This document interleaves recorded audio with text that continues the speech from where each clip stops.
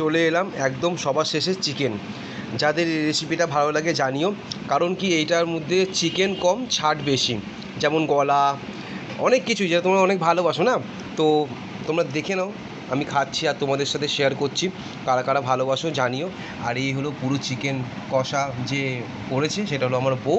আমার বউ আমাকে বেড়ে দিয়েছে, আমি খাচ্ছি আনন্দে খুবই সুন্দরভাবে। আর এই সামনে টিভি চলছে। বাড়িতে আজকে কেউ নেই, কারণ কি বাবা মা দুজনেই হসপিটালে গেছে। তো সেই কারণে আজকে আমি একা ফার্স্ট টাইম খেয়ে নিচ্ছি।